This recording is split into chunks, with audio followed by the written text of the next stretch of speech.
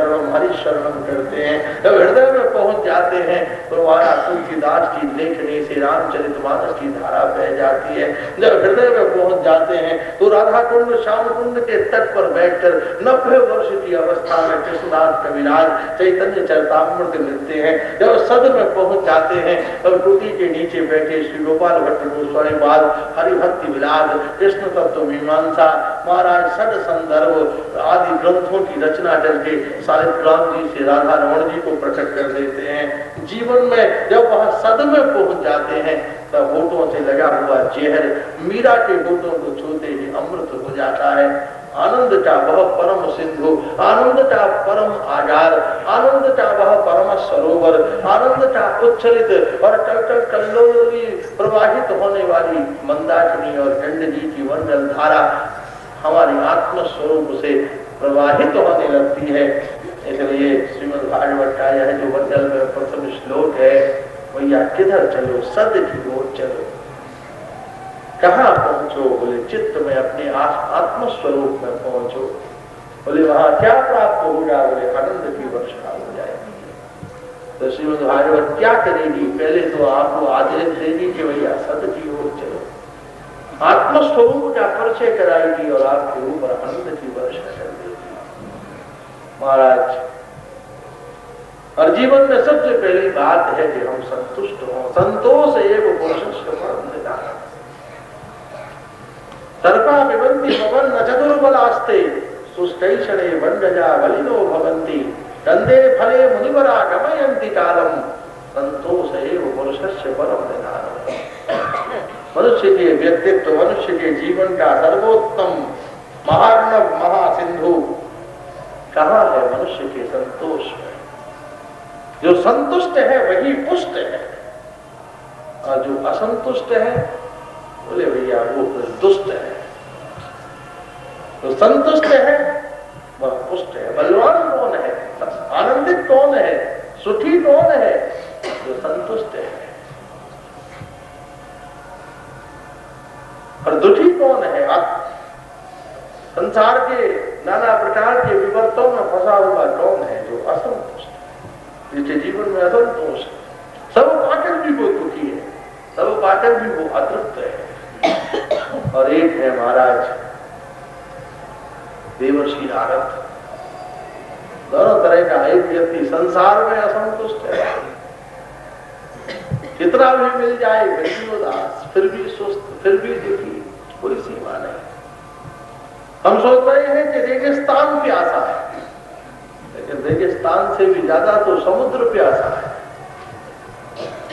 दुनिया की 6500 नदियां 24 घंटा बिना रुके हुए उसके मुंह में पानी डाले ही जा रहे हैं, पिए ही जा रहे हैं, पिए ही जा रहे हैं। कभी सुना है कि समुद्र ओवरफ्लो हो गया? जैसे पानी टंकी भर जाए तो फैलना शुरू हो जाए। कभी सुना है समुद्र ने नदियों से मना किया हो कि भैया जरूरत नहीं है, अपना पानी रोको? त्रसित मरुस्थल की कहानी हो चुकी जग में पुरानी, किंतु बारी धी के हृदय की प्यास भी उतनी अटल है। हर जगह जीवन विकल है, हर जगह जीवन विकल है। समुद्र कह रहा है और लाओ गंगा जी और जल्दी से पिलाओ। यमुना, कावेरी, गोमती, नर्मदा, गोदावरी, सतलुज, झेलम, व्यास, रावी, चिनाब, 6500 नदियां बहती हैं। बागमती, गंडकी, ब्रह्मपुत्र, सोनभद्र, कोई सीमाएं नदियों की? मेरे 24 घंटा अनवरत जल पिलाने पर भी पिए जा रहा है, पिए जा रहा है। समुद्र प्यासा है लेकिन समुद्र से भी ज्यादा महाराज रेगिस्तान प्यासा है, त्रसित है, लेकिन रेगिस्तान से भी ज्यादा समुद्र प्यासा है। इसलिए फकीर सोच रहा है कि राजा मस्त है, राजा सोच रहा है कि फकीर मस्त है। हम सब कल्पनाएं कर रहे हैं एक दूसरे से कि वो सुखी है, वो सुखी है, वो सुखी है, वो सुखी है। कोई अपना दुख नहीं कहता। 1500 आदमी तालियां बजा रहे हैं, बहुत जोर से क्लैपिंग हो रही है। इसलिए पूछा तू तो ताली बजा रहा है, बात तेरे समझ में आई क्या? बोले मैं तो इसलिए बजा रहा हूँ कि इतने लोग बजा रहे हैं, मैं नहीं बजाऊंगा तो लोग मूर्ख न समझे मुझको। बाकी पल्ले कुछ नहीं पड़ी। सब बजा रहे हैं तो वही बजा रहे हैं। आदमी अपने अपने सत्व की बात करता है, भाव की बात करता है, लेकिन जीवन की बहुत परम श्रेय राशि कहाँ प्राप्त है, उपलब्ध है, जब हम अपने भजन में, संसार में संतुष्ट हो और भजन में असंतुष्ट हो, परोपकार से असंतुष्ट हो और परोपकार हो और भजन हो और सत्संग हो और राष्ट्र की सेवा हो। राष्ट्र की सेवा करते करते करते करते हमारा ऐसे ऐसे व्यक्ति, एक व्यक्ति ऐसा है जिसने 2 रुपया की रसीद कटा ली और बहुत 10,000 आदमियों की भीड़ में सबसे पीछे खड़े होकर तमाशा देख रहा था, लेकिन 2 साल मुकदमा लड़कर स्वतंत्रता संग्राम सेनानी बन गया, फ्रीडम फाइटर, असंतुष्ट है। और एक व्यक्ति ऐसा है जो फांसी पर, चंद्रशेखर आजाद भगत सिंह जब फांसी के ऊपर चढ़े तो पूछा कि मर रहे हो, अगला जन्म हो जाए तो क्या करोगे? बोले ठाकुर 1000 जन्म दे दे तो मैं भारत माता के लिए 1000 बार फांसी पर लटक जाऊं। वो फांसी पर लटकने के बाद भी सोच रहे हैं कुछ कर नहीं पाए, कुछ विशेष कर पाते, कुछ विशेष हो पाता, कुछ भी न हो पाया, बड़ा अफसोस, कुछ हो नहीं पाया, कुछ कर ना सके। महाराज, संसार में विविध विविध स्वभाव है, प्रकृति है, तत्व है। एक है जो सब कुछ करने के बाद भी असंतुष्ट है, सब कुछ त्यागने के बाद असंतुष्ट है। महर्षि दधीची ने सब त्याग दिया और देवताओं की रक्षा के लिए अपनी हड्डियां तो शरीर की अस्थियां निकाल कर दे दी, फिर भी सोच रहे हैं कि कुछ कर नहीं पाया और क्या करूं। एक व्यक्ति है जो लेते लेते तृप्त नहीं है, और ले आओ और ले आओ और ले आओ और ले आओ, मरते मरते भी सोच रहा है कि लकड़ी और मारा काठी कप्पन की व्यवस्था भी किसी के द्वारा हो। बहुत बड़ा पहलवान बन रहा था और बड़ा लोभी, और उसके 8 चेला थे, 8 चेलाओं से कहा आज मैं मरते मरते एक पेच बताना चाहता हूं, जो भूल गया, दाब बताना चाहता हूं। क्या दाब? बोले एक एक नहीं लठिया ले आओ। लठिया ले आए, बोले 2 लठिया बीच में से काट दो, एक थोड़े 2-2 फुट पर 2 लठिया के बीच में बांध दो। बोले अब 6 मीटर कपड़ा लाओ, मैं लंगोटी नई तरीके की लंगोटी बनवाऊंगा। तो वो 6 मीटर कपड़ा ले आया, बोले अब मुझे इसके ऊपर लिटाओ और इसे उड़ा दो। जब लिटा के उड़ा दिया तब बड़े संतोष से मरा के मरते मरते भी काठी कब्बर की व्यवस्था तो कर ली। तो बड़े बड़े लोग हैं संसार में, मरते मरते भी चक्कर चला ही देते हैं सबके अपने अपने स्वभाव, बड़े बड़े लोग। इसलिए एक ऐसा है जो सत्कर्म करते करते भी तृप्त नहीं, क्या करें, ऐसा कौन सा कार्य करें। और महाराज देवर्षि नारद बद्रिक आश्रम में बड़े उदास, बड़े सुस्त बैठे हुए थे। सनकादिकों ने पूछा कि आपकी उदासी, आप इतने अप्रसन्न क्यों हैं? बोले महाराज मृत्यु लोक को परम पवित्र भगवत लीला स्थली समझकर मैं मृत्यु लोक पर भ्रमण के लिए गया, और बड़े बड़े तीर्थों में गया, बड़े बड़े दिव्य क्षेत्रों में गया, 4 धाम 7 पुरियों में घूमा, हर जगह मैंने भ्रमण किया, लेकिन चारों तरफ दुराचार, व्यभिचार, अनाचार, असत्य, क्रूरता, नृशंसता व्याप्त थी। और वो सब देखता हुआ मैं श्रीधाम वृंदावन पहुंचा।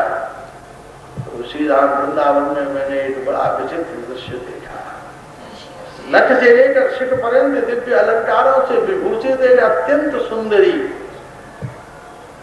आंखों से आंसू बहाती हुई कातर भाव से बैठी हुई थी, और उनकी जंघा के ऊपर माथा रखकर 2 वृद्ध लेटे हुए थे, और बहुत सारी अप्सराएं उनकी सेवा में उपस्थित थीं। मैंने पूछा, देवी तुम कौन हो? बोले मनुष्य के जीवन का यही दुर्भाग्य होता है जब गुरुजन संत भी न पहचाने। हे देवर्षि नारद, आप भी मुझे नहीं पहचान पा रहे, मैं तो साक्षात भक्ति हूँ। द्रविड़ देश में पैदा हुई कर्नाटक में सुपूजित हुई, महाराष्ट्र में मैंने वृद्धि को प्राप्त किया, दूसरे आदि प्रांतों में मैं पाखंडियों के द्वारा क्षीर्ण हो गई। और जब श्रीधाम वृंदावन आई तो वृंदावन का श्रीधाम का ऐसा प्रभाव कि यहाँ आते ही मैं तो तरुण हो गई। लेकिन मेरे ये दो पुत्र हैं, एक है ज्ञान और एक है वैराग्य, ये दोनों बूढ़े बने हुए हैं। जबकि संसार में देखा ये जाता है कि मैया वृद्ध होती है, पुत्र तरुण होते हैं। और मेरे जीवन में ये कैसी विचित्रता आ गई कि मैं मैया होते हुए तरुण हूँ और ये मेरे पुत्र होते हुए भी वृद्ध हैं। जिसकी संतति संकट में हो वो कैसे संसार के सुख आनंद का उपभोग कर सकता है। देवर्षि नारद ने बड़े बड़े स्तोत्र सुनाए, बड़े बड़े स्तवन किए, बड़ी बड़ी दिव्य दिव्य चर्चाएं की। लेकिन ये थोड़ी देर के लिए उठे, लेकिन झमाई देकर फिर सो गए। संसार में भी साधारण जन है, जब सत्संग में आते हैं तो बड़ा जोश पैदा होता है। हाँ, हम झूठ नहीं बोलेंगे, अब महाराज असद में नहीं चलेंगे, अब 4 बजे ही उठेंगे, अब ठाकुर का भजन करेंगे। और जब 4 बजे तो महाराज पत्नी कह रही है अजी उठो, 4 बज गए। बोले ये तो कल की बात थी, ये भी तो तेरे सुना होगा कि वर्तमान में रहना, वर्तमान में भूत को ला रही है। कल कहा था 4 बजे उठना, उससे आज का क्या संबंध। बड़े बड़े जोश आते हैं। तो ये भी नारद जी के दिव्य स्तोत्रों को श्रवण करके थोड़ी देर के लिए तो उठे, और फिर महाराज जमाई लेकर सो गए। अब आकाशवाणी हुई कि अन्वेषण करो। और महाराज नारद जी खोजते हुए बद्रिका आश्रम में पहुंचे। तब सनकादिकों ने कहा कि उपाय तो आपको विदित है, लेकिन आप भूल गए हो, विस्मरण हो गया। बोले क्या उपाय है? बोले यही दिव्य उपाय है कि तुम ज्ञान और वैराग्य दोनों को श्रीमद् भागवत की कथा सुनाओ। श्रीमद् भागवत के ही रस से वह पुष्ट होंगे। बोले भैया कथा कौन सुनाएगा, आप ही कथा सुनाओ। पराया तो वो है जो आप पीड़ा में पड़े हुए हो, हॉस्पिटल का आपके हाथ पर टूटे सड़क पर पड़े हुए हो, और पराया आदमी तो हॉस्पिटल का एड्रेस बता देगा। अरे चिंता न करो, यहाँ से 4 किलोमीटर सीधे चले जाना और 2.5 किलोमीटर राइट में मुड़ जाना, वही एक नर्सिंग होम है, वहाँ भर्ती हो जाना। और अपना कोई प्यारा हो जाए तो हॉस्पिटल का एड्रेस बताएगा, ये हाथ में उठाकर दौड़ता हुआ अस्पताल में भर्ती कर देगा। नारद जी ने कहा सरकार को उपाय मत बताओ, औषधि प्रदान करो, भागवत की कथा सुना दो। ऐसा नहीं है भगवान कृपा करके आप ही कथा सुनाओ, दूसरा ढूंढने कहा जाऊंगा मैं, आप ही कथा सुनाओ। तो आपके ऊपर मेरी भेंट भी बताया है। आपको याद होगा पूर्व समय में, पहले के समय में नारद जी महाराज ने सनकादिकों को रामायण की कथा सुनाई। सनकादिकों ने जिज्ञासा की कि हम रामचरित्र सुनना चाहते हैं, तो नारद जी ने सनकादिकों को रामायण की कथा सुनाई। और कथा जब पूर्ण हो गई तो महाराज एकदम सनकादिक कुछ भेंट करने लगे। नारद जी ने कहा भैया ये भेंट है तो मुझे स्वीकार नहीं है, और मैं तो दिन रात भ्रमण करता हूँ, घूमता हूँ, तुम्हारी भेंट सुरक्षित रखना ये मेरे लिए संभव नहीं है। न मेरी कोई जेब है, न कोई बैंक में लॉकर है, न घर में तिजोरी है, मैं तुम्हारी भेंट कहाँ रखूंगा। इसलिए एक काम करो, मेरी भेंट तुम अपने पास ही रखो, मुझे जब जिंदगी में जरूरत होगी तब मैं आपसे उस भेंट को मान लूंगा। आज नारद जी बोले भैया वो याद है ना कि हमने आपको रामायण सुनाई थी, उसकी भेंट आपके ऊपर बकाया है। बोले हाँ भगवान हमें स्मरण है कि आपने हमें रामायण सुनाई थी, बताओ आपकी क्या सेवा करें। बोले हमारी भेंट दो वापिस, अब हमें जरूरत है। बोले आज्ञा दे, क्या भेंट दे। बोले हमने आपको रामायण सुनाई थी, उसके बदले में आप हमें भागवत की कथा सुनाओ। महाराज दो संतों में कोई अर्थ का आदान प्रदान तो होता नहीं है, कथा की भेंट तो कथा ही होती है। महाराज गंगा के तट के ऊपर और सनक आदेश सनत सनंदन सनातन सनत कुमार सनक आदेश व्यासासन पर बैठे, और नारद जी महाराज मुख्य श्रोता के रूप में बैठे। और जैसे ही कथा प्रारंभ हुई तो महाराज कोई कमल में मटन आज भर जाए तो वो तो घरों को टेलीफोन थोड़ी ना करता है कि आ जाओ मटन तैयार है, कोई चिट्ठी थोड़ी नहीं डालता है।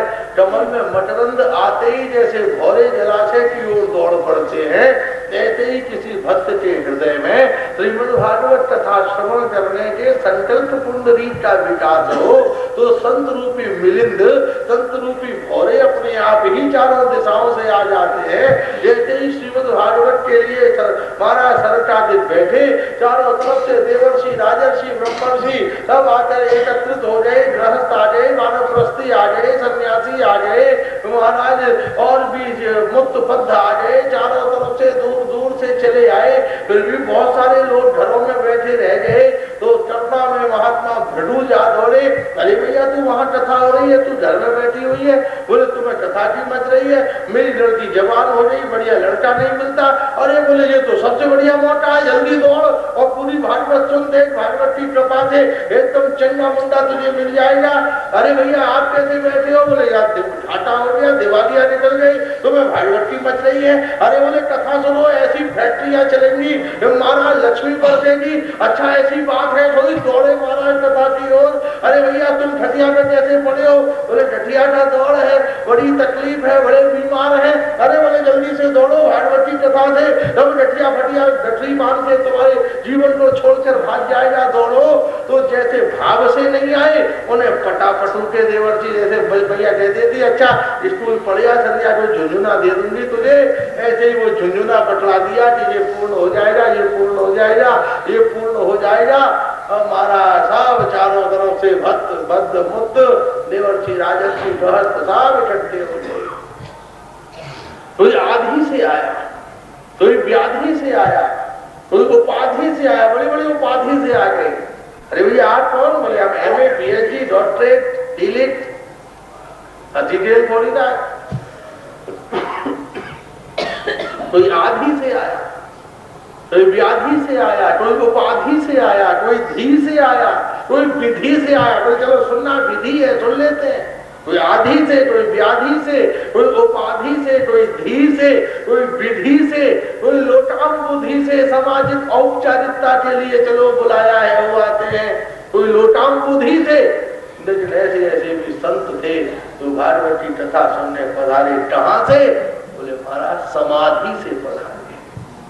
कोई आधि से, कोई व्याधि से, लेकिन ऐसे भी थे जो समाधि से पधारे, जो उल्टे लटक रहे थे, पंचाग्नि तप रहे थे, हिमशिलाओं पर सो रहे थे, दृढ़ प्राणायाम कर रहे थे, लेकिन जैसे ही सुना कि श्रीमद् भागवत की कथा हो रही है तो दौड़ पड़े कि हम तो यहाँ घुट रहे हैं और वहां घुटी घुटाई हमको मिल रही है। महाराज यहाँ तो कितना परिश्रम करना पड़ रहा है और वहां ब्रह्म रस निःशुल्क सहज मिल रहा है। बड़े बड़े योगी समाधि से दौड़कर चले आए भागवत सुनने के लिए। जब संकादिकों ने श्रीमद् भागवत की कथा शुभारंभ की, उसी समय महाराज देखा सामने से भक्ति मैया अपने दोनों पुत्र ज्ञान और वैराग्य को लेकर नाचती कूदती हुई श्री कृष्ण गोविंद हरे मुरारी हे नाथ नारायण वासुदेव, महाराज नाचती गाती नृत्य करती हुई और चली आ रही है। कौन आ रहे हैं? सत्संग कथा में सुनने के लिए कौन आ रहे हैं? बोले भक्ति आ रही है। कौन आ रहे हैं? ज्ञान वैराग्य आ रहे हैं। आप कथा का महत्व तो समझो, कथा में कौन आ रही है? भक्ति भी श्रोता बन के आ रही है और ज्ञान और वैराग्य भी श्रोता बनकर आ रहे हैं। मैया भक्ति आई और सनकादिकों से पूछा भैया हमारे लिए कोई आसन का निर्देश करें, हम कहाँ बैठे? सनकादिकों ने कहा न तुम कुशासन पर बैठो और न तुम स्वर्णासन पर बैठो और न तुम पद्मासन पर बैठो और न तुम भुजंगासन पर बैठो। अरे तुम तो सब भक्तों के हृदयासन पर बैठे। क्योंकि भक्ति जब तक हृदय में न बैठे तब तक भगवान के अमृत रस का आस्वादन कैसे हो? भक्ति देवी सब भक्तों के हृदय में बैठ गई और ज्ञान वैराग्य भी अपनी मैया के साथ अपूर्व भाव से बुद्धि के आसन पर बैठे। भक्ति हृदय में, मैया जैसे कुर्सी पे बैठे तो बच्चा स्टूल पर बैठ जाए, ऐसे ही भक्ति हृदय में बैठी, ज्ञान वैराग्य बुद्धि में जा चढ़े, विवेक में जा चढ़े। ज्ञान और वैराग्य विवेक में होना चाहिए, आपकी सोच में। वैराग्य का संबंध है सोच से, ज्ञान का संबंध है सोच से। आप क्या संकल्प कर रहे हो, क्या विचार? आपके विचार में वैराग्य है कि नहीं? आपके विचार में ज्ञान है कि नहीं? महाराज तीनों बैठे और जैसे ही भरती देवी आई और कथा की आगे बढ़ी, उसी समय चारों तरफ ब्रह्मनंद व्याप्त हो गई, अमृत कणों की वर्षा होने लगी, आकाश में देवता प्रकट हो गए और उसी समय शंख चक्र गदा पद्म लेकर साक्षात भगवान श्रीमन नारायण प्रकट हुए। सशंख चक्रम सकिरीट कुंडलम सपीत वस्त्रम सरसी रुहेक्षणम सहार वक्षस्थल कौस्तुभश्रियम नमामि विष्णुम शिरसाम चतुर्भुजम। संत महाराज चतुर्भुज धारण किए हुए अपूर्व भाव से भगवान श्रीमन नारायण प्रकट हो गए। भगवान ने कहा, भैया आप सबके इस दिव्य श्रीमद् भागवत के मंडल में समायोजन से मैं बड़ा प्रसन्न हूँ, जो भी तुम्हारी इच्छा हो सो मुझसे वर मांगो। और सारे श्रोताओं ने बद्धांजलि होकर सबके सामने यही निवेदन प्रार्थना की कि भगवान अगर आप हमें वरदान देना चाहते हो तो हमारे ऊपर ऐसी कृपा करो कि जहाँ भी श्रीमद् भागवत की कथा हो रही हो 7 दिनों में से एक ना एक दिन कोई ना कोई रूप बनाकर आप कथा में जरूर आना और वक्ता और श्रोता दोनों के ऊपर अपनी कृपा परिवर्तित करना। भैया शराबियों को बुलाना है तो कहीं मदरालय में खाना बनाओ, तो महाराज मैखाना बनाते ही शराबी इकट्ठे हो जाते हैं। और अगर संतों को भगवान को बुलाना हो तो सत्संग की प्याऊ लगाओ। सत्संग की वह प्याऊ है, यहाँ पर ठाकुर भी चले आते हैं, ठाकुर के भक्त भी चले आते हैं। महाराज तुलसीदास जी को हनुमान जी महाराज कहाँ मिले? सत्संग में। बूढ़े कोढ़ी के रूप में आते थे, शरीर से कोढ़ चुचा रहा है, दूर बैठते थे, कथा में सबसे पीछे जहाँ जूता उतरे हुए हैं सबके वहां बैठते थे कांपते हुए। हनुमान जी महाराज ज्ञानी नामग्रगण्यम सकल गुण निधानम वारणानामधीशम, ज्ञानियों में अग्रगण्य और वानरों में वानरा सबसे दिव्य वानर बानर। वो लोग इन बंदरों को हनुमान जी का स्वरूप समझ लेते, नहीं बंदर थोड़ी ना, बानर। बानर और नर के मध्य की योनि, नर जैसा विवेक धैर्य और बुद्धिमत्ता भी है किंतु बानर जैसी चंचलता भी है। तो हनुमान जी थोड़ी ना वो पूंछ उठा के मुंह बना दिया। महर्षि वाल्मीकि रामायण में तो कैसा वर्णन है हनुमान जी के सौंदर्य का, पवन पुत्र है, विठल पे नर है, लेकिन स्वभाव से सत्व से तो देवता है। पवन तनय संकट हरण मंडल मूर्ति रूप, कैसी मूर्ति है? मंडल। और बंदरों का तो ये नाम स्वरूप है कि सवेरे दर्शन कर लो दिन में भोजन न मिले। हनुमान जी महाराज कह रहे हैं ना विभीषण से कि भैया मेरा नाम मत ले दो, हम तो भैया 200 की ठान है, प्रात नाम जो ले ही हमारा और ते ही दिन ताही न मिले आहारा। सवेरे सवेरे जो हमारा नाम ले ले, प्रात नाम जो ले ही हमारा और ते ही दिन ताही न मिले आहारा। सवेरे सवेरे बंदर का नाम ले ले तो भोजन ही नहीं मिले। लेकिन ये भी सब बातें हैं, हनुमान जी का दैन्य है, बंदरों में ऐसा दोष नहीं है। अगर ऐसी बात होती तो हम लोग तो भूखे पड़ जाते, 4 बजे से ही बंदर देखना शुरू हो जाते हैं, तो बड़े संकट में फंस जाते हैं। तो संकल्प ही है ज्ञानी नाम सकल गुण निधानम वारणानामधीशम, ज्ञानियों में अग्रगण्य है, संपूर्ण गुणों की खान है। सकल गुण निधानम वारणानामधीशम, वानरों के अधिपति है, ईश्वर है, वारणानामधीशम। रघुपति प्रिय भक्त, रघुपति के प्रिय भक्त है। हनुमान जी नहीं कहते कि मैं श्री राम का प्रिय हूं, श्री राम कहते हैं कि मारुति मेरे प्रिय है। ऐसा दिव्य स्वरूप है, दैन्य है, अपूर्व जीवन की वह परम अपूर्व सौंदर्य राशि है। और जीवन का वह परम भाव उसकी दैन्य से उपलब्ध प्राप्त होता है। रोज स्वामी तुलसीदास जी रोज रोज पूछते थे, वो जब शौच में जाते थे तो 1 रुपया पानी एक पेड़ पर डाल देते थे तो लोटे में बसता, उसमें रहता था एक प्रेत। प्रेत को जो मिसअंडरस्टैंडिंग हो गई, ये हम में पड़ गया। प्रेत जो समझा कि ये मुझे पानी पिलाते, प्रेत को भ्रम हो गया कि हाँ इतना बड़ा संत रोज मुझे पानी चढ़ाता। क्योंकि वो तो सौ से आते थे, पानी बच जाता था, पेड़ में डाल देते थे। इधर प्रेत प्रसन्न हो गया, मानो वरदान मैं तुमसे बड़ा प्रसन्न हूं। कभी कभी ऐसा होता है कि महाराज बिना प्रयास किए भूत प्रेत प्रसन्न हो जाते हैं, सामने आ जाते। प्रेत भी बड़ा प्रसन्न हो गया, मानो वरदान। अरे भैया एक ही वरदान है, अगर करा सकता है तो मुझे तो सीताराम जी का दर्शन करा दे। प्रेत तो थर थर कांप गया, बोले भैया सीताराम जी का तो नाम भी दोबारा नहीं लेना, नहीं तो बात जाऊंगा। लेकिन उपाय बता सकता हूं कि वो जगह पंडित जी, एक गांव में पंडित जी कथा बांधते हैं, बड़े निष्काम संतुष्ट तृप्त पंडित जी हैं, और कथा बांधते हैं। मां चली जाना, सबसे पीछे कोड़ी बैठता है बूढ़ा, बस उसी का। बोले नाम क्या है? बोले नाम में लूंगा तो मेरी भी दुर्दशा हो जाएगी, नाम तो ले ही नहीं सकता। वो तो पिशाच निकट नहीं आवे, महावीर जब नाम सुना, तो महावीर का तो नाम ही नहीं लिया जा सकता। देखिए वो राम जी का भक्त है जिसने पुल पार किया, समुद्र पार किया, जिसने लंका जलाई, वो आती है। बोले बजरंग बली, उसी घर में भूत जाए। अरे भैया कहाँ गए? पता नहीं, भाग्या पेड़ पेड़ छोड़ जाते। तुलसीदास जी पहुंचे सत्संग में, देखा बूढ़ा टोरी, तो बूढ़ा टोरी लगे, बड़ा शरीर तगड़ा, बड़े बड़ी मसल्स महाराज, और बड़ा तेज आंखों से अश्रु था। पंडित जी मूल बोलते वो आनंदित हो जाते, और जब सत्संग हुआ तो सब चले, हनुमान जी भी डंडा टेकते हुए चले, और जाकर तुलसीदास जी ने पकड़ लिए चरण, और वो चिल्लाए, अरे भैया क्या करते हो? मैं अस्पृश्य हूँ, स्पर्श के योग्य नहीं हूँ, मुझे छोड़ो, मेरा रोग तुम्हें भी लगेगा।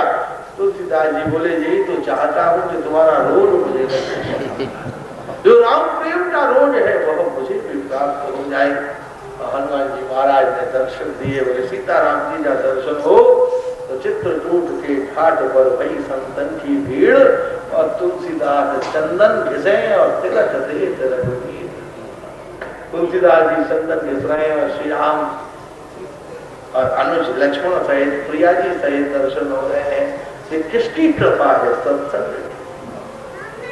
शिव कैलाश छोड़कर नहीं जाते, लेकिन जाते हैं तो अगस्त के पास ब्रह्म चर्चा करने जाते हैं। महाराज हनुमान जी महाराज श्री राम से नित्य कहते हैं, भैया इतनी आपकी सेवा, 2 घंटे तो छुट्टी चाहिए भैया, 24 घंटे ड्यूटी, 30 मिनट 45 मिनट तो छोड़ी थी, तो नौकर चाकरों को छुट्टी मिले भैया, मैं थक जाता हूँ, थोड़ा सा विश्राम करने जाता हूँ। महाराज मेरे चरण को ही लोग विश्राम मानते हैं। विश्राम स्थान में कविवर वचताम जीवनम सज्जना नाम। विश्राम स्थान तो एक ही है, श्री राम का चरण। विश्राम स्थान में कविवर वचताम, अरे विश्राम तो मेरी प्राप्ति ही विश्राम है, फिर तुम कहते हो मेरी सेवा छोड़कर मैं विश्राम करने जाना चाहता हूँ। बोले कहाँ जाना चाहते हो? बोले हे राम, तुम्हारी सेवा करते करते जब मैं थक जाता हूँ तो विश्राम करने तुम्हारी कथा सुनने के लिए जाता हूँ। अंत में निकला ये परिणाम, राम से बड़ा राम का, श्री राम से भी बड़ा अगर कुछ है तो वह श्री राम का नाम ही है।